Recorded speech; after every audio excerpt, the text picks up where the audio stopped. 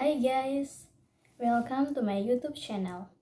This is my first video that I uploaded on YouTube. And before kita masuk ke inti videonya, izinkanlah saya untuk memperkenalkan diri terlebih dahulu. Nama saya Cecilia Olivera Mambo. You guys can call me Cecil, Cecilia, or Lia. I am a student at the Widya Mandira Catholic University Kupang from Program Studi Public Administration, Fakultas Ilmu Sosial dan Ilmu Politik. So, tanpa berlama-lama lagi, langsung saja kita masuk ke inti videonya. Check it out! Video ini merupakan bentuk pengerjaan ujian akhir semester atau UAS dari mata kuliah Kepemimpinan Sektor Publik. Dan sebagai seorang mahasiswa-mahasiswi, kami diminta untuk memposisikan diri yang pertama sebagai seorang pemimpin, dan yang kedua sebagai seorang pengikut. Sebagai pemimpin, hal apa saja yang harus kita lakukan untuk memecahkan suatu masalah, dan sebagai seorang pengikut, apa yang harus kita lakukan untuk menghadapi masalah tersebut. Yang pertama, sebagai seorang pemimpin. Pemimpin adalah seseorang yang dapat mempengaruhi orang lain untuk mencapai suatu tujuan bersama. Sedangkan kepemimpinan adalah gaya dan karakter dari seorang pemimpin. Dalam menjalankan peran khusus sebagai pemimpin, seringkali muncul hambatan dan masalah yang dapat menghambat dan menghalangi kemajuan atau pencapaian suatu hal di tempat kita bekerja. Oleh sebab itu, seorang pemimpin harus bisa memiliki sikap yang adil dan bijaksana, sehingga segala keputusan yang diambil tidak akan membuat kesalahan fatal ke depannya. Untuk itu, peran pemimpin sangat dibutuhkan untuk mencegah masalah, mengurangi kemungkinan terjadinya suatu masalah sebelum berubah menjadi lebih besar, dan menyelesaikan masalahnya. Adapun langkah-langkah yang dapat kita lakukan sebagai seorang pemimpin untuk mengatasi masalah-masalah yang muncul adalah sebagai berikut. Yang pertama, mendefinisikan masalah. Sebelum menyelesaikan suatu masalah, kita sebagai seorang pemimpin perlu fokus pada apa yang menjadi masalah dan mencari tahu segala sesuatunya dengan terperinci, sehingga dapat ditemukan akar atau penyebab yang dari suatu masalah tersebut. Yang kedua, mengembangkan alternatif solusi. Curah pendapat atau brainstorming menjadi salah satu cara yang paling ampuh untuk memunculkan beragam ide atau gagasan. Dengan begitu, kita sebagai pemimpin mendapat banyak berbagai pilihan atau cara yang mungkin dapat menjadi solusi yang bagus. Dan yang ketiga, evaluasi dan pilih solusi alternatif yang ada.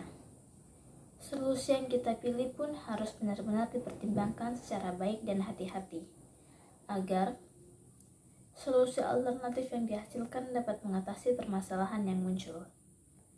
Yang keempat, pengambilan keputusan melalui konsensus.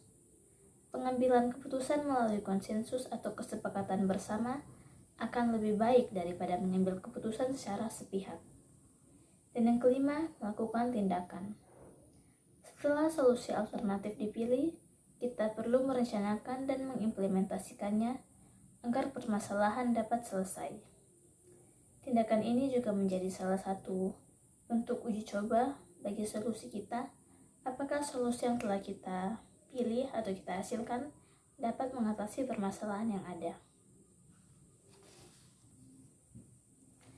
Untuk menyelesaikan masalah, pemimpin tentu harus mengambil sebuah keputusan. Dalam pengambilan keputusan ini, ada dua pendekatan pokok, yaitu pendekatan normatif dan juga pendekatan deskriptif. Pengertian dari masing-masing pendekatan ini dapat teman-teman lihat pada layar di atas.